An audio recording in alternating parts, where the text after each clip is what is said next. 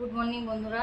যেটার জন্য আজকে আমি এলাম সেটা হচ্ছে গিয়ে অন্নপূর্ণা ভান্ডারের বিষয় নিয়ে কথা বলতে এলাম। হঠাৎ করে আমি মেসেজ চেক করলাম, তো মেসেজে দেখাচ্ছে আমাকে রিজেক্ট করা হয়েছে অন্নপূর্ণা ভান্ডার থেকে।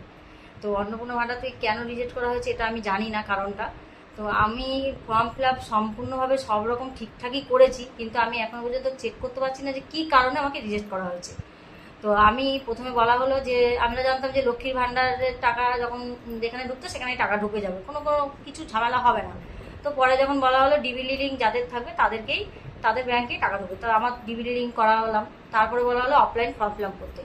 তোমরা দেখেছো আমি হয়তো ভিডিও ছেড়েছি, সারাদিন রোদে সবাই আমার মতন অনেক লোক দাঁড়িয়ে বিডিও অফিসে অফলাইন জমা দিয়েছে কাগজ ফর্ম, তাতেও কিন্তু কোনো কাজ হয়নি। পরে বলা হলো দুদিন পর যে অনলাইন করলে তাতেই টাকা ঢুকবে। তা আমি অনলাইনে ফিল আপ করলাম, তো 2 মাস হয়ে গেল আমি তো কোনো টাকা পাইনি।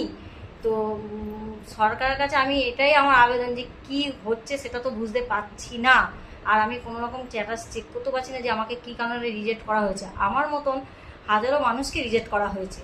তো সেই জায়গায় দাঁড়িয়ে আমি বলতে চাইছি সরকারের কাছে আমার একটাই অনুরোধ, যেটা যদি চেক করা যেত খুব ভালো হতো, বা আমি এর জন্য আর কি আবেদন করতে পারি। আর এই যে সারা দিন এইখানে ছুটতে হচ্ছে, বাচ্চা রেখে আমাকে ছুটতে হচ্ছে, টাকার জন্য সবাই ছুটছে, আমি একা নই, অনেক লোক ছুটছে। তাদের মধ্যে 1,36,00,000 লোককে টাকা দেওয়া হয়েছে, বলা হয়েছে।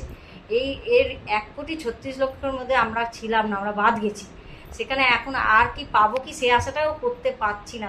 তার জন্য আমরা কি করব সেটা অবশ্যই আমি জানতে চাইছি। আর আমার মতন কারা কারা এরকম রিজেক্ট হয়েছে অবশ্যই আমাকে জানাও।